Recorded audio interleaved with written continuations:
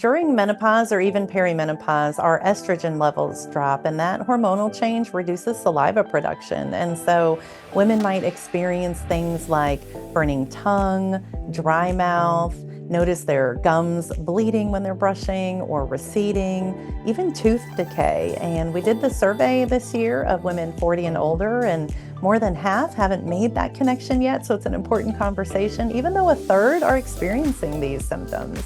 This is so important. 84% of dentists we surveyed said they are comfortable, but more than half said they're not going to initiate that conversation with a female patient. And so we recommend, if you're not comfortable walking in and saying, hey, I'm perimenopausal or menopausal, maybe talk about the symptom. Hey, I'm experiencing dry mouth, or my gums have changed.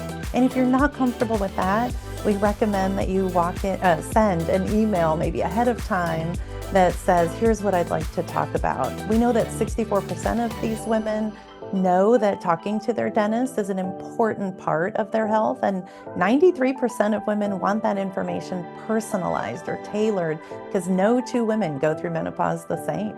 So it's really important because oral health is healthcare, and it is a healthcare checkpoint. I want to give a specific example. So we know that menopause impacts oral health, but we know that oral health can impact or point to heart health.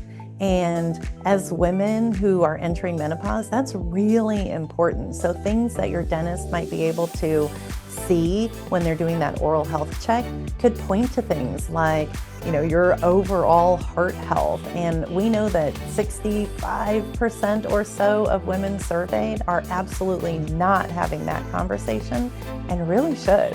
Well, we're really encouraged at Delta Dental already, because as a result of taking the survey, 82% of women said, oh yeah, I'm gonna run out and I'm gonna make my appointment, my 6-month appointment. And most women said, I'm gonna pay more attention to my oral health. Look, we know that 27 million Americans don't make it to their primary care physician, but they do make it to their dentist. And so we really want to make sure we're breaking down some of these barriers around talking about the link between menopause and oral health, because that might be the only healthcare checkpoint you have during the year. And the dentists, like I said, they're ready, they're willing, they're equipped to talk about not just your oral health, but your overall health.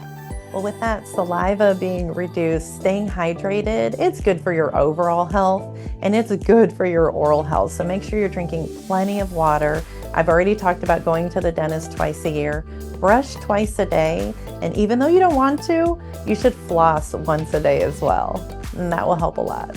Well, we have done an incredible job, I think, of curating and pulling together as much information on this topic as we have, and it's at ddins.co/menopause. We've even included that email template that you might want to send ahead to your dentist's office. I think the only thing that I would add that might be really important is just in the year that we've been talking about it. Last year we talked to women 50 and older. This year we're talking to women 40 and older. We are already seeing some really incredible results. We learned that last year, 50 and older women, only 2% were talking to their dentist. Women 40 and older, 18% are talking to their dentist. So I don't know if it's because folks like yourselves are really helping us bring awareness to this topic, or if we're just seeing some of the younger women feeling more comfortable talking about things. But the more I see those numbers change, the more encouraged I feel that we're really breaking down the stigma and the barriers about openly talking about our health changes as we enter menopause. So I would add that, because I think that's a really incredible change just in a year's time.